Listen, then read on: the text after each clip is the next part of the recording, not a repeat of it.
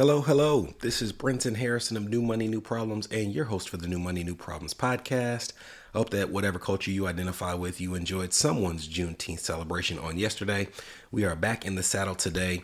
And if you're looking at the runtime for this episode and wondering how do we go from, typically a 20 to 30 minute episode to over an hour, it's because this is a full replay of our recent webinar on strategies and tips you need to know as a high income earner when you are buying and sometimes selling a home.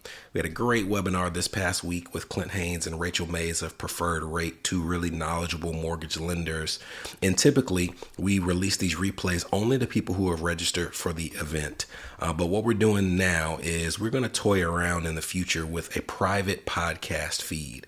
There's not going to be any charge to this feed monetarily. The only cost is signing up for our email list. So if you haven't already, go to newmoneynewproblems.com/subscribe. We have a lot of people who don't register for our webinars because they say that they're still at work or on their way home. So what we're going to do in the future is we're going to at times release the entire replay of webinars, whether or not you were able to attend on that private podcast feed, replays of a speaking engagement that I might have on financial literacy, private interviews that you might find interesting, but we don't want to post on our full podcast. So that's something that we're going to roll out next week, June 27th.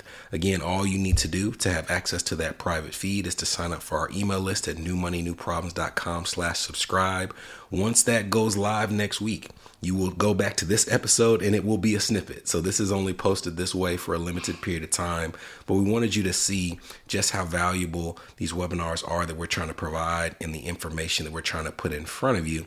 And we thought this would be a good one to give you that preview. So next week, June 27th, private feed only. But for now, I hope you enjoy this full replay of this webinar and I will talk to you next week.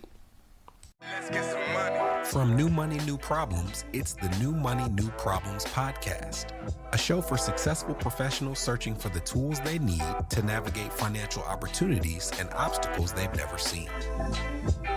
Negotiating compensation, purchasing your first investment property, helping your family with money, the highs and lows of entrepreneurship. New Money brings new problems that require new solutions. Join us as we work through them together. I'm Brenton Harrison, and this is the New Money, New Problems podcast. All right. Let's see. It is 3 after the hour, so as is our usual custom, we will go ahead and get started. I want to thank you all for attending our latest webinar. We have been on a tear with these recently because there's a lot of stuff that is going on in the economy and a lot of stuff that has people, I would say, more worried than excited, but we're hoping that these are sessions that are informative. I'll tell you why we are having this session and specifically why I invited these two people. So we're having this session because people ask, based on what's going on in the economy right now, is it a bad time to buy a home? And my response is typically, it's never a bad time to buy a home. It's always a bad time to buy a home you can't afford. But if you can afford the home, there's never a bad time to buy one. But the way that you go about doing so, the more home you're trying to buy, the more income you have, the more complex that income is, can differ than someone who's just trying to get into a first-time home buyer program. So we wanted to have a webinar like this where we brought in some specialists. So I will tell you that Clint trusts Rachel. I trust Clint and his team. I was actually put in touch with him years ago by my mother. If you all know my mother, she is a realtor and said this was the person that she trusts. And he has been great for our firm and for me personally. My family and I have utilized his firm and their services. So couldn't speak highly or more highly of him. And what we're going to do tonight is we're going to go through some like fireside chat style questions where I'm going to pose the question to Clint and Rachel about, hey, how is it affected as a home buyer if you're an entrepreneur, if you have equity compensation, if you're trying to build an in-law suite, if you're trying to get a big home and you haven't sold your home. We're going to go through all those types of questions. So I'm going to pose the question, let them give their response. I'll give some context as to how it impacts your financial portfolio outside of the house itself. And we'll go from there. Sound good, Clint, Rachel? I love it. All right. So as we're asking these questions, you all go ahead and fire away in the chat if you have them. If it's something that I know we'll address later, I'll address it later. If it's something that is relevant to that specific question, we'll go ahead and ask the question. So we are going to get this fired up. And the first question that we have for the two of you is, PMI always required if I don't put 20% down on my home? And if you could, I'm pretty sure that most on the call are familiar with PMI, but just in case, if you could give a brief overview of PMI before you give the rest of your answer. Yeah, absolutely. So, PMI, mortgage insurance. So, mortgage insurance is something that is typically on the mortgage, is an insurance that doesn't necessarily insure the buyer. It's insurance for the mortgage company, and allows the buyer to put down less money. And I honestly think that mortgage insurance kind of gets a bad rap, going back to 2007, 8, 9, when there were a lot of foreclosures. After that period of time, mortgage insurance got really, really, really expensive. Since then, we've had very few foreclosures, and mortgage insurance has gotten very inexpensive. So I'll just start off by saying, we get a lot of people that think, I was told to avoid mortgage insurance at all costs, so I've got to put down 20% if I'm going to buy a home, because I'd be crazy to ever have mortgage insurance. A lot of times when they see that if they're putting 10% down, the mortgage insurance is very inexpensive, and then they decide to put a little bit less down because it's not the payment killer that they thought it was going to be. VA loans, which are loans for veterans, we can do doctor loans that do allow you to get a 100% loan with no mortgage insurance. Other than that, though, you are going to have mortgage insurance if you put down less than 20%. It is factored based off of, your down payment, what your debt to income ratio is, what your credit score is. So the stronger your file, the lower the mortgage insurance is going to be. But if you've got, let's say, below average credit, or your debt to income ratio is really high, or kind of at the top of the limit, or maybe you're only putting down the minimum down payment, the mortgage insurance is higher based off those factors. But, to me, having we always look at what your goals are. So we don't want just to assume you're going to put all your money down. We want to look at what's your goal for payment, what's your goal for down payment, and then let's structure that mortgage based off of that. But the last thing we want you to do is put down all your money because you're trying to avoid mortgage insurance, and maybe your mortgage insurance payment's, $75 a month. Once you know that, you may make a different decision. Yeah. I will say, and Rachel, feel free to chip in from a financial perspective in terms of the overall portfolio. A lot of people, when they're coming into the place where they're buying a home that's of higher value, at least the ones that we work with, their credit's already pretty strong. Their credit strong, debt to income ratio is not bad. So to your point, they go into the process assuming that they have to put 20% down. And if they don't, they're going to be adding $500 a month to their payment. And to me, I'm like, okay, if you have a $500,000 mortgage, the difference between a 10% down payment and 20% is an extra $50,000. Are you really going to give $50,000 extra to avoid what might be $75 a month? So to me, I definitely want people with whom we work to have the perspective of, okay, I give them $50,000 that I can't get back unless I tap into the equity of this house or sell this house, or I could take that 50,000 and save it or pay down debt or invest it. Where am I going to get the potentially better return? So definitely agree. Absolutely. And I'll just jump in there. Having all the information allows everyone to make the best decision. You want to have all the info so you can make the most educated decision. If you don't know what the mortgage insurance is at different down payment, then at different down payment amounts, then you're just taking a guess at what's best. We want to make sure you have all the info, then you can make a decision based off of all of it. Another thing about mortgage insurance, it can go away as your home appreciates. You can get your mortgage insurance removed either by getting a new appraisal at a certain point. Most people are going to refinance in the future, and you can also get rid of mortgage insurance at that time. So there are different ways to get rid of it, and so it's not a lifetime cost either. It can go away, and for almost everybody within a few years it will. Sounds good. All right, let's go ahead. The next question is connected. So let's get to this next question. So the next question has to do with the payment again. When we get pushback on the, hey, don't just assume you have to put 20% down. The pushback is, well, I want my payment to be low. So let's assume that someone doesn't do 20% down, they do 10% or 15%, what have you. Are there alternatives to putting 20% down that can still help with lowering borrowing costs? Yeah. So I think right now we're seeing the most common thing written in the contracts is what's called a 2-1 buy down or a 3-2-1 buy down.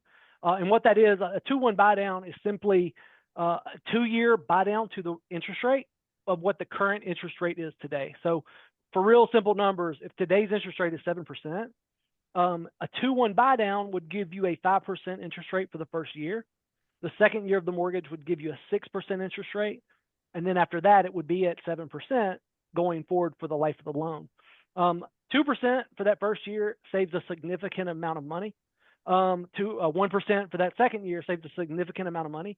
It doesn't allow you to necessarily qualify for more house because you do have to qualify based off of today's note rate or the 7% in this example. So it doesn't allow you to like overspend, but what it allows is for you to know that your payment's going to be lower for that first couple of years. If rates go down in the first couple of years, you can refinance it. Almost always the seller is who's paying that 2-1 buy down. A 3-2-1 buy down is just 3% for the first year, 2% for the second, 1% for the third. So it's a bigger savings, but it also costs more. And that money is used as a subsidy to help make the mortgage payment. So the seller is paying it, goes into kind of like an escrow account, and then that money is used each month by the mortgage company to subsidize the payment down to where it is based off of that 3-2-1 or that 2-1 rate. But everything is based off of today's note rate of 7%, if that makes sense. It is not an adjustable rate mortgage. It's fixed in, it's locked in, but it does adjust, but we know exactly when it's going to adjust and by how much. Because it's based off of, again, today's rate, and it's based off of how much that buy down costs. So Um, let me jump in and restate just so to make sure that I have the proper understanding. So we have a rate that is at 7%, but the buyer is paying 5% in the first year, 6% in the second year. But Correct. the lender or the end company, they want their 7%. So the way that they are getting that full amount is the seller is putting money into an escrow account to basically pay the difference over those 2 years. Is that Correct. accurate? Correct. Okay. And what's cool about it that a lot of people I don't think know, that money is setting aside. So again, for super simple numbers, if there's $10,000 in that account, and 1 year in, rates come down and you're able to refinance, there's going to be money in that account that comes back to the owner of the home or the buyer of the home, because that money you can still use that money it pays down the balance at the time of refinance. So you don't have to wait 2 years before you can refinance the house or anything like that. It's essentially the buyer's money sitting there being used for them. A typical buy down or a discount where you're buying the interest rate down at closing, that money once it's used and it's gone. But that buy down is forever, right? So as long as you have the mortgage, that's going to be your interest rate. It's never going to change. But you can't buy it down 2%. Like you can't buy a 30-year mortgage down 2% all the way to 5% for the life of the loan. The expense of doing that would be way too high. The 2-1 buy down, 3-2-1 buy down is significantly cheaper, but the reason is because it's temporary. And the reason that it's allowed is because lenders know most likely most of the people are going to refinance. But even if you don't, it's a temporary buy down, right? So it's only for the first either 3 years or 2 years, depending on how it's set up. So, they're not doing a loan at 5% for 30 years where the market right now is at, again, for this example, say 7%. So I hope that makes sense. It does. It does. And you actually alluded to a different style or method of getting a lower interest rate. You said it's not the same as like buying down your permanent rate. And what we would talk to clients about is we would say, see if you can, pay points to buy down your rate. So if you could explain the concept of a point and explain how you can pay points to lower your rate and who would actually be paying those points. Yeah, so that's a great question. So, what a point is, 1 point is 1%, a half a point is 0.5%. and that is the cost of the buy down, and the percentage is based off the loan amount. So again, $1 million loan amount, 0.5% of that would be a $5,000 charge or cost. Okay, so that's 1 point is 1%, half, and that's how that works. So it can be paid for by the seller or the buyer, depending on how the contract's written. If the seller has written into the contract to pay a certain amount of your closing costs, then that money can be used to buy down the interest rate. If the seller's not paying any closing costs, then it would be the buyer's responsibility if they choose to buy that down. But the way that it works, again, say today's rate is at 7%, and for 1%, a 1 point buy down, you could get your rate down to 6.75% as an example. We would look at, okay, how much is that costing? How much is that saving you? And of course, who's paying it? Because if the seller's paying it, it's a no-brainer. But if the seller's not, then we've got to look at how much is this saving you? How long do you think you'll be in this home or in this mortgage? And then figure out what's the best way to structure this. It is on a case-by-case basis. But we always look at that because in a market like this, when the rates are a little bit higher, sometimes it's unavoidable, but you want to look at it just to see how much can you save and how much is it going to cost. There's always a break even. I will say you never know when a refinance is going to make sense because we cannot predict when the market is going to adjust, come down, and justify that. But we are all very confident. I say we, lenders, bankers, mortgage people, the market's going to shift back down at some point. One of the reasons it's a good time to buy now is because when rates are higher, there are fewer people buying, so there's less competition. So hopefully you can get a better deal on the price of the home, on the terms, seller paid closing costs, repairs, things like that. And then, say a year from now, 2 years from now, whenever a refinance makes sense, you're not competing to buy the house. You're just being able to take advantage of the current rates. To supplement that point, I was looking at an article last week, and not everybody on this call is from Nashville, but the Nashville Business Journal came out with an article. It was summarizing a report that said right now there are 95% more sellers in Nashville than there are buyers. Just speaking to Wow. like how many people are trying to sell versus how many people are trying to buy. So yeah, a lot more options now if you're trying to buy than there were maybe a year or two ago. Oh yeah. So all good. And then another one that you alluded to, which I'm glad you made the distinction of, hey, a 2-1 buy down or a 3-2-1 buy down is not an adjustable rate mortgage. And you cover an adjustable rate mortgage and why conceptually there's a lot more risk in that than in a 2-1 buy down.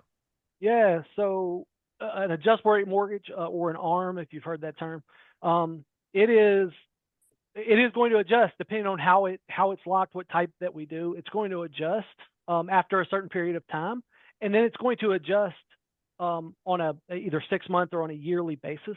So the reason that it's risky is because let's say you get an adjustable rate mortgage and you know 5 or 6 years from now you're still in the home, but something happens with credit or maybe your income goes down and you can't refinance the house.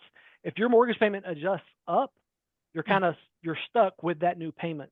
I will say, I kind of alluded to this earlier. 2008-9 is when mortgage insurance really got a bad rap. ARMs were done in 2004, 5, 6. I got into the business in 2005.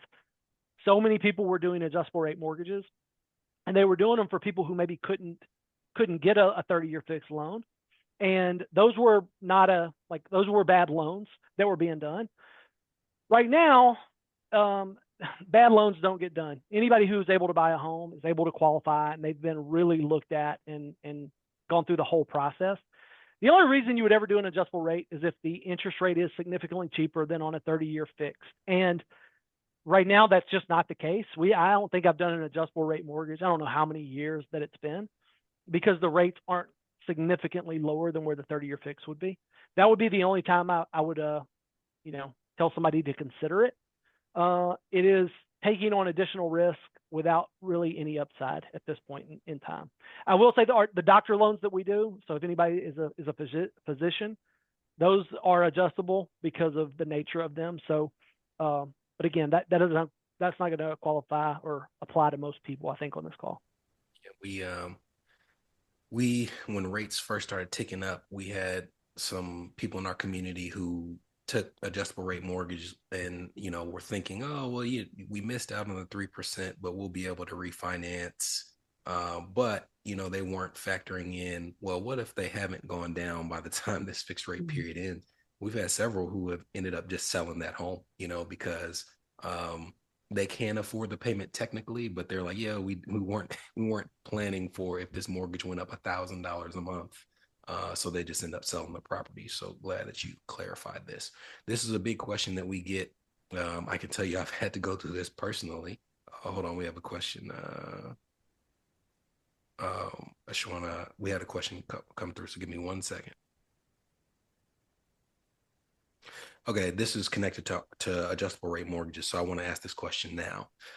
We have a person who said, I'm a first time home buyer. I'm a doctor in Texas.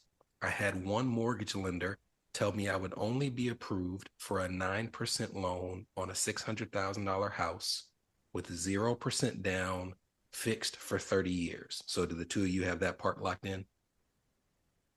Yes, 9% I loan, didn't six. write it down. Okay. Rachel, you, 9% loan, $600,000 mortgage, fixed for 30 years. and I'm assuming that it is a Physician. specific physician loan. Yeah. So talk to another lender and they said, no problem. I could pre qualify for a 6.425% doctor loan, 0% down, no buying of points, fixed for 7 years, then the adjustable rate.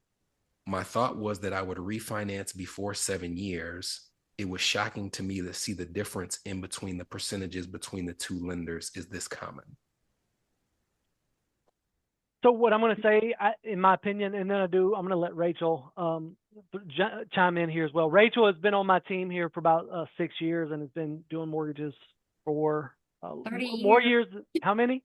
30 years. It makes 30. me Okay. sound old, but I've been doing this for 20, so she's got 50% more life in this business than I have.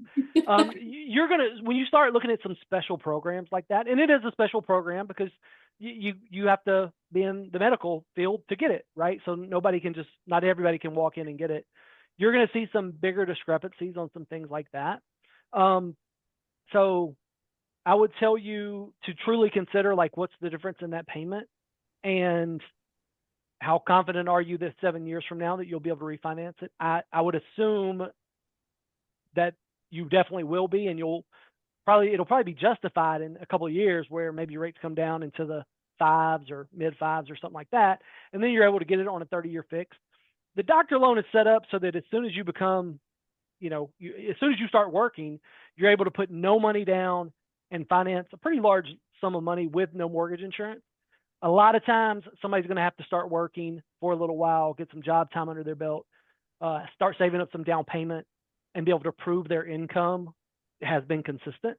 But with physicians, it's kind of a special program, but that's why you see either the higher rate or the adjustable rate and kind of nothing in between. But I would assume on that price, it's a pretty significant difference in monthly payment. So the key would be make sure you're paying all those bills on time, and then 2 year and a half, 2, 3 years from now, look to refinance it when rates do come down. Also, hopefully your home's gone up in value, so you've got some equity, so you're able to refinance it into a really solid loan program at that time as well. Rachel, what were your thoughts? I was just going to say, I would think, double check with them, make sure because maybe one lender is charging more points than the other lender. That may be offsetting in the interest rate itself. I'd also be asking about student loans because that's the difference on some of those programs too, is how they look at the student loans on those doctor loans. Some of them will say that they don't have to include a payment if it's deferred for a certain amount of time, or they have a specific way of calculating the student loans. So that can be making a difference on which lender they want to choose on their program. So, check with them, see if they're charging points on the 9% or if that's with no points and the variable rate are there points and what are their rules on the student loans. Perfect. So we actually do have a student loan question later. So make sure you stick around. Not that you wouldn't anyways, but we'll have a question on that. This next question should apply to. We have a couple physicians on the call, but we have more entrepreneurs on the call as I'm looking at the people who are logged in right now. So we get this question all the time, and this is something that I've gone through personally. How is an entrepreneur's income treated when it comes to applying for a home loan in terms of what they're actually using for the debt to income calculations? So I'm going to give you a general rule of thumb and then a couple of other things to consider. So 2-year tax returns are kind of a standard across the board. So if you've had your business for 2 years, any lender is going to look at what are you showing as taxable income? What are you paying tax on, right? If you have been in your business or owned your business for 5 years, it's possible to only use 1 year of tax returns. The reason that would be beneficial is because maybe in 2024 you had a really, really good year, but 2023 was mediocre to bad. Mhm. Well, you'll qualify for more looking at just 24 instead of taking a 2-year history. We have to average it. So whatever tax returns we're using, we average it. If last year you made 200, the year before that you made 100, your income would be 150, right? But if we don't have to use 2, we can get away with only using 1. We would be able to show an income of $200,000 a year. So that's something to consider if you've been in the business for 5 years. Bank statement programs do exist, and that would eliminate the need for tax returns. This is kind of a special program for people who maybe have a lot of cash flow, but they also write off a lot of their income because they've got a business where they can aggressively do their taxes legally, but aggressively. All right. So, you're able to write off a lot of things and move money around, but your bank statements show a lot of cash is coming in, and you're going to be able to buy a home and make the payment based off that. But on the taxes, you're showing losses. So that is definitely something to look at as well. And then something that we do, we call it asset depletion. This also helps people who are business owners or really anybody who has a lot of assets, but maybe their debt to income ratio is tight, or maybe something's going on with their business where they had a bad year last year, but they definitely make enough money to be able to qualify. It's just something's going on where we can't maybe quite show it all.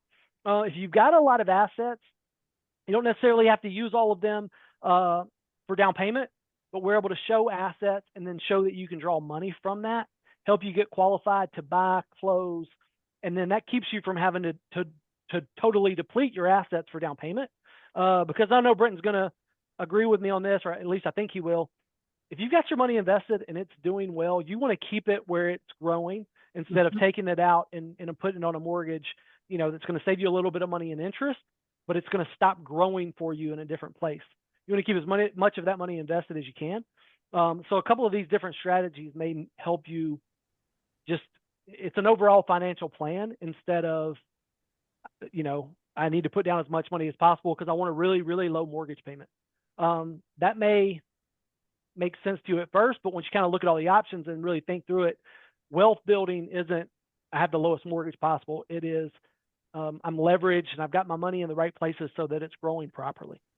I'm smiling because not only do I agree with you, and I won't call the person out, but there's a particular person on the call who I actually shared that advice with. I'm like, don't just assume you got to put all your money down on this house and take money out of the market. I know that they're probably cracking a smile right now, but I just want to say that this is someone in the mortgage field who just said the same thing. So thank you for that. Yeah, absolutely. I also think it is groundbreaking what you said, the programs where you have, you can as an entrepreneur show bank statements as compared to tax returns. Because I remember when I first started in the industry, we'd have entrepreneurs where it's like, yeah, you're technically taking $100,000 out of your business each year, but from your tax return perspective, it looks like you made $40,000. So like that's what they're going to use. They're going to use the tax return. So the ability to not use the tax return and say, hey, I'm bringing in $100,000 a year. If you look at my cash flow, is a huge difference in terms of the amount of home for which someone might possibly qualify. The bank statement program has been huge for us in the Nashville area, especially with all the musicians. We utilize that a lot with that industry. A lot of people get paid cash or get paid tips, and they're not necessarily reporting all of it. Yeah, well, Separate topic. We run into that a lot with our barbers, and it's like, hey, you might want to show a little something, at least from a Social Security perspective. But that's another topic for another day. So this next one is connected. We have people who they will switch jobs and they will ask, how long do I have to be at this job before I can be on a home loan? So for a W-2 worker, not an entrepreneur, how long do they have to be at their job before they can be on a home loan? So this is a really good question. I'll tell a very brief story. I had a young man. It's probably been, goodness, I was going to say 10 years. I think it's more like 13 or 14 years ago. He had just graduated from college locally, went to his bank to try to get a mortgage, was turned down. His realtor referred him because he had just started teaching. So he was in his first like month of teaching school. Well, he had gone to college to be a teacher. We were able to pre-approve him immediately. He found a house. He went under contract. This goes back to when home prices were like 125. So he bought a house in Antioch for like 125. It's probably like tripled in value since then. Point being, the rule is 2 years, but you just have to show a 2 year history. So if you've been to school and then you graduate and you get into a field that you got your degree in, if you're W-2'd, we can do it pretty much immediately. Same thing if you've switched jobs. If you're in a career and you switch to a new company but the same field, we don't even have to wait for your first pay stub typically. If you are switching careers, so maybe you're going from whatever, pick two careers, but you're completely changing. That is when you might need to be on that new job for just a little bit longer. But 2 year work history is what we show is that you've been working, and to show that you're working 40 hours and we can guarantee the income. It's not complicated to do commission, overtime bonus, things like that. It's just more documentation that we've got to get right up front. But when it's W-2'd and you're salaried, it's pretty straightforward. We get a couple of pay stubs, maybe a verification of employment, and you're able to do something pretty much immediately. And then I will say this is where the human element comes in. Sometimes we're able to look at it and it at first glance maybe doesn't look like you've been in the same industry or the same field. But once we kind of like turn it, maybe get a verification of employment or a letter from the employer stating, you know what, this actually is the same field. It's just a new title at this new company. And we'll have an underwriter who says that's perfect, and we're able to do that loan. So that's where working with somebody who's able to kind of look at it from all sides and finagle it may help you qualify to get a home much quicker, maybe 6 months, maybe a year or two quicker than somewhere else, maybe like a bank that's a little more rigid or isn't willing to look at it from all sides. I don't know if Glad that you was a long-winded way to say. No, that was perfect. You said some great things in there. One of them was that uh, compared to a bank. So you all have some frame of reference, and Clint's going to talk about this at the end. The difference between dealing with someone like Clint and Rachel as compared to going directly to a bank where you're only getting that one entity's products and services is monumental. So I'm glad you mentioned that. I'm actually going to go back a question to the business owner question because we had somebody type into the chat. Says, I'm a business owner and my wife is a self-employed freelancer. We want to buy our first home within the next 18 to 24 months. I think our rent is pretty high, approximately $2,500 a month. What role, if any, does our rental history play into the approval of a loan, specifically the amount for which we are approved? By rental history, I'm thinking on-time payments and how much we pay each month. I'm going to let Rachel follow up, but so your rental doesn't show on credit. So if you've paid late or paid on time, it's not going to show on credit. So it is typically not going to play a role. There are times where we do need to show rental payments because of your debt to income ratios and how expensive the home is that you're buying. To show, it's called payment shock, but we have to show that there's not going to be payment shock. So that's kind of program dependent, and a lot goes into that. But how much you've been paying in rent typically isn't going to play into it all that much. Rachel, did you follow up on that for me? So Clint's right. It really is going to be dependent upon the program itself. If we were using a down payment assistant program, then yes, we are going to be looking at the rent.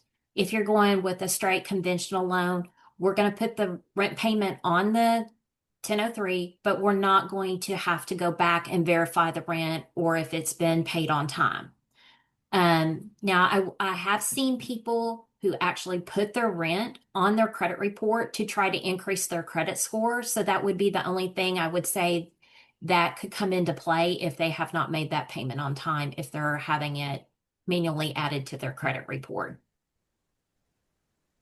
Yeah, I will actually follow up with that and say we have had some scenarios where there are services where you can partner with your landlord for them Mhm. to report. And we have Yes. actually recommended it to some clients whose credit score would otherwise be struggling. Like, hey, you can build up some good payment history if you can get them to report. So thank you for that answer. You all are great. This has been everything that I was hoping it would be, by the way. So let's keep the ball rolling. This is the student loan question. It says, my student loans are in forbearance due to the Save Plan court case. How will my payment factor into my debt to income ratio? How will it factor in once it comes out of forbearance and I'm on an income driven plan? I'm gonna let Rachel take that one. She is on top of the um, student loan guidelines, and I will say student loan guidelines. Rachel, how many times have they changed in the last few years? They have definitely changed for I feel sure. like they change all the time. During COVID, they were changing like monthly. I feel like it has leveled out a little bit, but I'll let you take over and answer that. Yeah. So depending on the program, we're going to have to calculate a payment, and it's going to be either a 0.5% of the balance to 1%. Now, there are some programs that if you are in a income driven program, you can provide the documentation from the student loan company that shows exactly what your payment is, and then we can use that, and it may be zero, but we would have to have documentation from the student loan company to show exactly what that income driven, and that's the key to it. It has to be income driven plan to be able to use what that actual payment is. Otherwise, we would be using a 0.5% to 1% of the balance of the student loan. So I'm gonna push on that a little, not to imply it's incorrect. I'm pushing and give an example. so so let's say that we have someone who has $400,000 worth of student loan debt. And if they were on an income driven repayment plan, maybe they're paying, $1,000 a month in the actual payment. Right now, they're in the save plan, so they're in forbearance, but they owe $400,000. Are you saying that if let's say that you're using a percent of the balance as the payment, if they owe 400,000 because they're in forbearance, their debt to income ratio is going to show a payment of 4,000 a month or It 2,000? will, Okay. it will, unless we can get documentation that it is income driven, that it will be income driven, and that what their payment will be once it is based off of that income. Okay. Gotcha. And can So I ask you a question, Rachel? Yeah. It, getting that documentation from is difficult, or it depends on who is servicing that student It loan. depends on who's servicing it. Yeah. Sometimes you would think we can get that really quickly and easily. I feel like sometimes it's more difficult, takes more time. yeah, and And I will actually we actually, Clint, I don't even know if we've talked about this, but we operate a student loan podcast, so all we right, talk about that all the time. And my concern, and you can speak to whether it's misplaced or not, would be because of what's going on with the save plan, they can't calculate what the payment would be because the plan itself is in flux. And they can't say, oh, well, they're in the save plan, so it's this, but if they went to this plan, it would be that. So is it possible that because a loan servicer would be unlikely to be willing to give that, oh, here's what they would be paying, that you might run into this scenario, and the best advice would be, hey, you need to see if you can switch to a plan and actually start making payments because we can't get that letter saying what you would pay under save. Is that likely, unlikely, misplaced fear, properly placed fear? so go Go ahead, ahead. Rachel, and I'll add to it. I was just going to say there have been a lot of changes with how student loans, especially with a lot of the laws that have just recently come out. We have had people who go into a payment plan to be able to get the loan, and then they'll go back into forbearance after they get the mortgage on the home. So that is an option. Um, it's been a long time since I've done any student loans personally, so I can't say how quickly or how easily that is able to happen, but we have had people come out of the plan, go into a payment plan so they can get the loan, and then they went back into a forbearance after closing on the mortgage. Thank you. And Very instructive. let me and just follow up by saying I think I kind of alluded to this earlier, but when you give yourself plenty of time on the pre-approval, Mhm.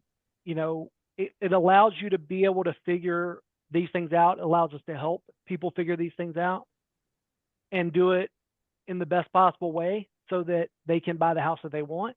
What you don't want to do is go under contract to buy a house and then realize, oh, I've got an issue with anything, whether it's income, credit, or student loans, and you've got 25 days to close on your house, and we've got to try to figure this out in that process.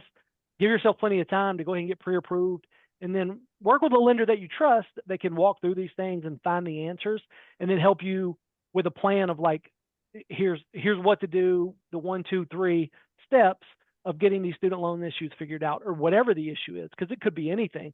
But once you get all that figured out, then you can confidently move through the rest of the process, and you're not going to be in a high stress situation where you're trying to figure something out with a student loan company that maybe is really, really slow responding, and you've got a contract date that's getting closer and closer and closer, and that is a stressful way to buy a house. And you just give yourself plenty of time to work through that by getting pre-approved early in the process.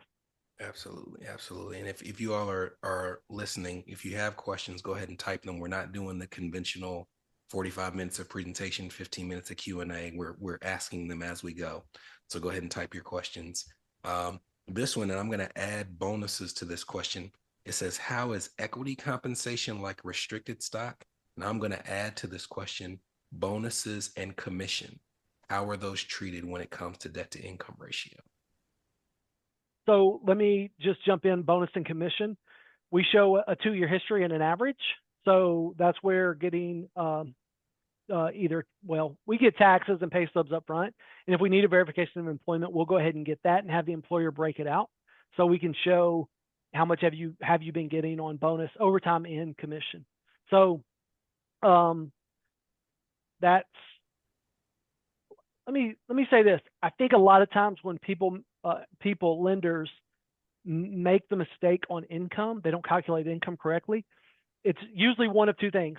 They didn't ask up front how you get paid, and in a specific, like, give me the specifics. So the way we do it is, where do you work? How much do you get paid? Do you get paid W-2 or 1099? Are you salaried? Do you receive any overtime, commission, bonus? Like, we ask all those questions. If you let someone fill out an application online, they may round up, they may lump it all together. And then if the lender, here's the second part. One, you didn't ask, but number two, you didn't get documentation to then look at it and go, wait a second, what they told me doesn't match the documentation that they've given me.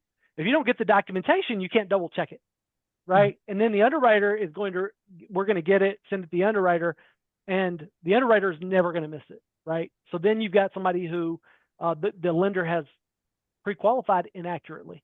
So the key there is get a full application up front and then verify it by getting documentation. You're going to have to provide that documentation in the process anyway. We go ahead and collect it up front to make sure it's completely accurate.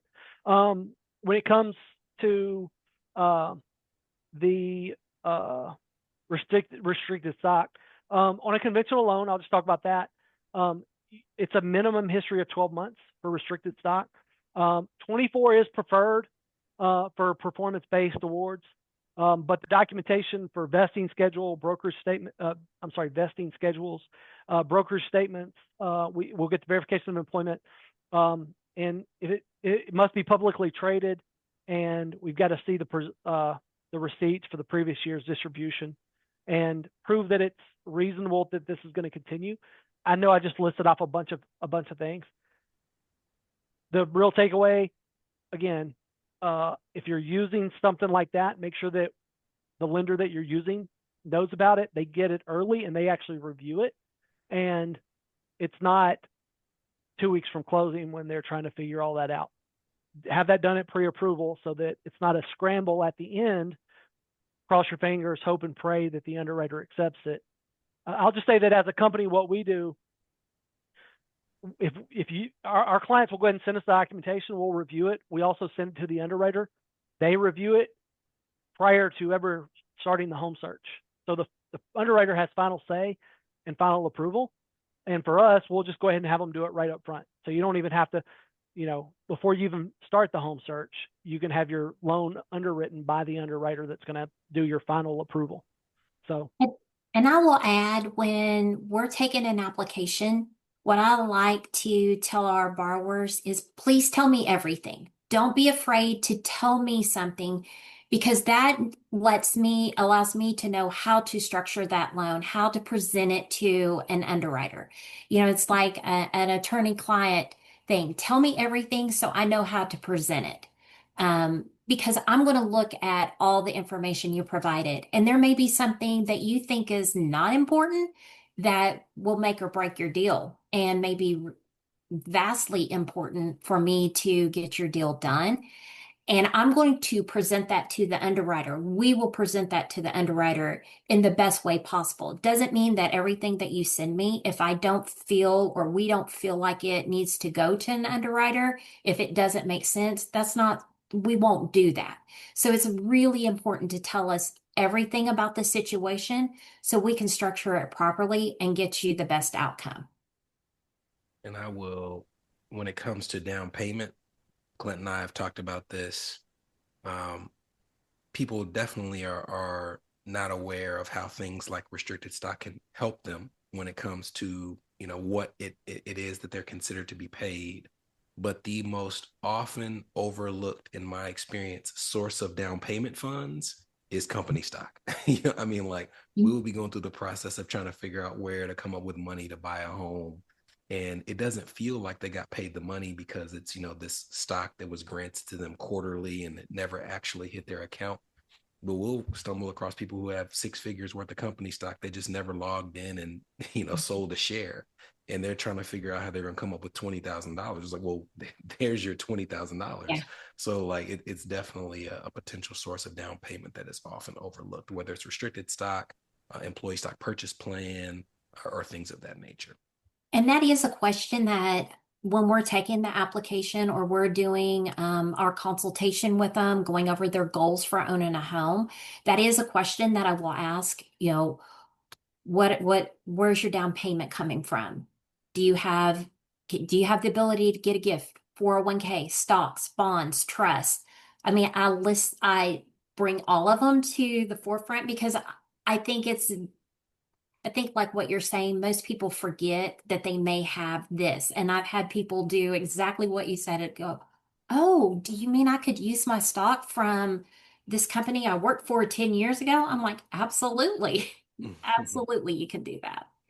and I'll just finish by saying it's always super helpful when you've got somebody that helps you with your finances, that understands not only your financial picture, but how the loan process works to help turn over stones, right? Identify solutions to the problem that maybe isn't a problem because your quote unquote financial team has some answers for you. So that's huge. That you've got somebody like Brendan that can say, hey, maybe you haven't thought about this, and it's a quick solution to something that may have been a problem otherwise, or a hurdle, I guess. I have been on phone calls before with borrowers and, their advisors, and we'll talk through all of the situations and options, and that makes a huge difference. So having Brenton is just a huge asset. Yeah, I appreciate that. I will pause to accept that compliment. so, so we have about 10 minutes left, and I want to leave at least a few minutes for you all to talk through your process, because I alluded to the fact that it's different than going straight to a bank. So for these next few, it doesn't have to be like one word answer, but we'll rapid fire through these next few a bit.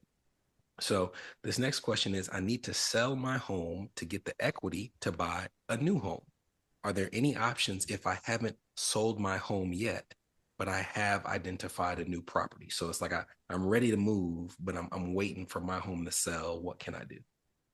couple of really quick things. Bridge loans are something that people have heard a lot of, but don't know a lot about. So we've got a couple of different bridge loans that exist.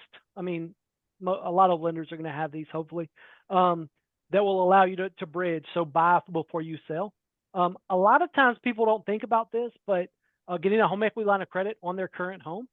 So if they qualify to have both mortgages, but they don't have the down payment, setting up a small home equity line of credit on their current, using that money for down payment on the one they're buying, buy it, get all your stuff moved, and then put the other one on the market when it doesn't have anything in it so that it sells quickly and for the most money possible. What happens is whatever first mortgage you had and your HELOC, they're both going to be paid when that home is sold, right? So then that small HELOC you set up goes away.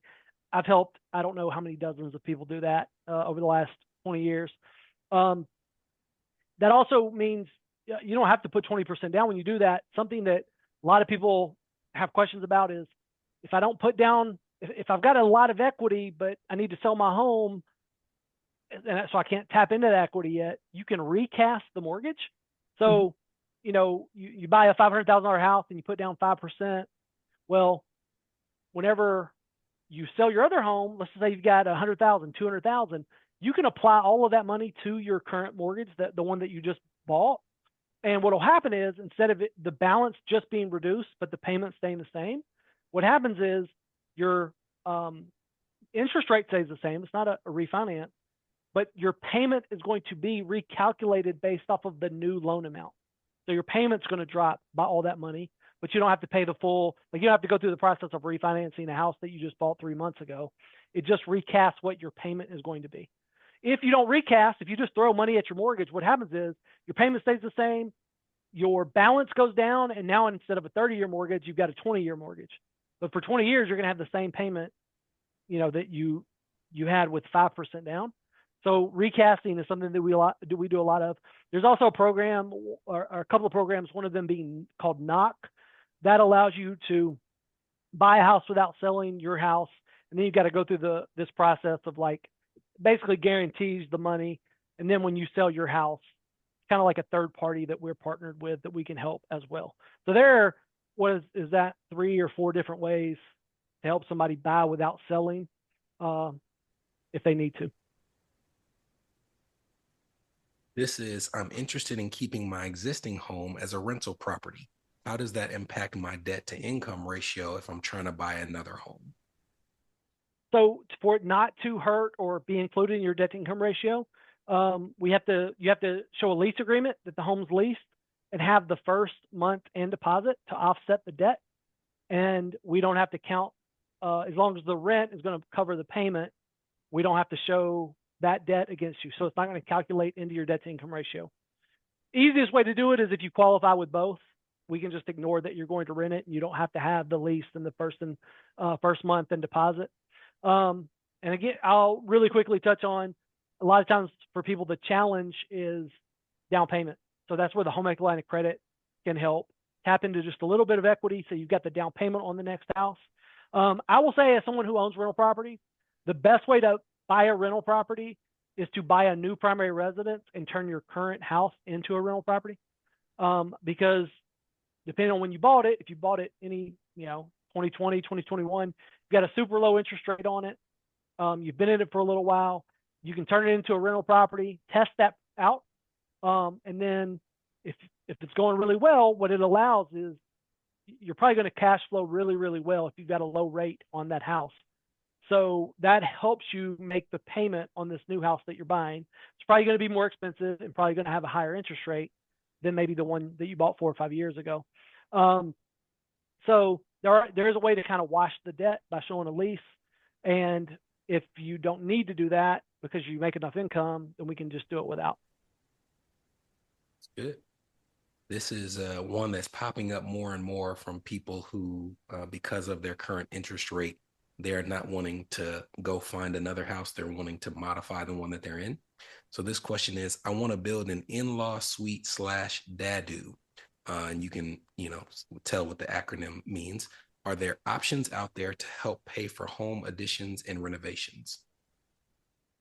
So yes, the most common would be just a cash out refinance. So we're looking at what is your home worth, what do you owe on it, and then how much equity can you access in between there, so that you can take that and finance the repairs. I've mentioned home equity line of credit. That's the second mortgage that is going to be behind your current first mortgage, will allow you to pull out money. Uh, Typically, some banks will go up to 90, 80%. Some will go up to 90 of what we would say total loan to value. That's another pretty easy way to do it. A renovation loan would be kind of the third way, and probably my least favorite, but it would be something to look at if your value currently isn't high enough. You're going to be adding quite a bit of value with this new unit. A renovation loan would be something where we would look at what's the overall value of this property going to be once it's all said and done. But it is it's a harder process to go through, get qualified for. It takes longer to close on. My preferred method would be either cash out refinance, where you're redoing your current first mortgage, or a HELOC, where you're keeping your current first and doing a HELOC behind your first as a second mortgage. Right. This is the final question, and I would, and instead of speaking generally, this is where I would love for you to share specifically about you all's process and the difference. I will tell you, I don't think many people are aware of the differences between going directly into a bank and asking for a mortgage lender as compared to you all's process. So both, what is the best way to go about shopping for a home loan? And then also, what is the difference as compared to going directly to a bank as compared to preferred rate? Yeah. Let me answer that first one, that second question first. So a bank um, is going to have their own set of portfolio products. I always say that a lot of times banks are a little more strict. Their DTI, debt to income ratios, are going to be lower. Credit score requirements are going to need to be higher, a little more down payment typically. Banks make money in a lot of different ways: checking accounts, overdraft fees, all kinds of different things. Where a lender, a mortgage company, we only do loans. So if we don't close loans, we don't generate revenue. So we are very motivated in having all the loan programs, and then being able to do, like, if Fannie Mae, Freddie Mac, FHA, if they'll do the loan, we will do the loan, because we've got to be able to do all the loan programs. So you're just going to have a wider array of options. And typically you're going to be able to qualify for larger loan amounts, or sometimes it's a matter of qualifying or not qualifying. So, and I'm not knocking banks. I think a lot of times people think a bank somewhere, so it'll be really easy because they have all of my information. But the truth is, my bank doesn't have, I don't even know if they have my updated driver's license, because I just got it last year. So they have my bank statements. They don't have my taxes, my pay stubs. They don't have all the other stuff that goes into it. How to go about shopping. So it's a really good question. I think the biggest thing is to get a referral from a trusted person, whether it's your realtor, a financial planner, somebody that you really trust. I think getting a referral is the biggest thing. If it's important, ask someone that you trust to refer you. Going online would be the last thing I would ever suggest someone doing. Please stay away from, like, online lenders, out-of-state lenders. And the main reason is because if you go through that process and you go to make an offer on a house, there are going to be some listing agents, especially in Middle Tennessee, that do not want to take a pre-approval letter or a contract if they know it's an out-of-state lender on the other side of the deal. Like, they look at the pre-approval letter. So being pre-approved with the wrong place could cause you to not get the contract or not get the offer. And then also, if something goes sideways, if you need something late at night or on a weekend and you don't have a relationship with that person, it's going to be really, really hard to get what you need to make sure you get the offer or keep the deal going. I always say that, local people have a reputation on the line. Every time we do a deal here in Middle Tennessee, our reputation's on the line. But I'm very happy about that, because I know that we do a great job, and it gives us an opportunity to do more business with more people. Our process, just really quick. Oh, I'm sorry. Shopping. Get a referral from somebody you trust. Please stay away from out-of-state people. But I would say go through the full process and do it early on. And then early on, pick who you feel comfortable with, because what you want to do is build a relationship with whoever your lender is going to be, right? that person, whether it takes you 2 or 3 weeks to find a house or a year or two to find a house, you want to know I can call my lender, I can get what I need, and I know that they're going to be there for me and help me make the best decision possible. You want to pick somebody who's going to educate and not just put you in a program and not explain it or send you numbers, hoping that you understand it. But you want to choose somebody who's going to make you feel comfortable, confident, and educate you throughout the process. But what I would say is you can't get started too early. If you think you're going to buy a house 12 months from now, go ahead and start the process, get pre-approved, get all the information. What we see regularly, I'll talk to someone and they'll say, I think I'm going to buy a house next year, probably January, February, I'm going to start looking. Mm-hmm. Within like 3 weeks, we're getting a contract because once they started thinking about buying a house, like they couldn't stop thinking about it, or they drove by a house. Your brain works that way, your reticular activator. If you start thinking about, maybe I want to buy a house, I can almost promise you within 2 weeks, you're going to drive by an open house and be like, well, let's just pop in and see what happens. And before you know it, you're trying to make an offer, but you're not pre-approved yet, right? So you can't start the process too early. Once you get pre-approved, you stay pre-approved for about 120 days, depending on loan program.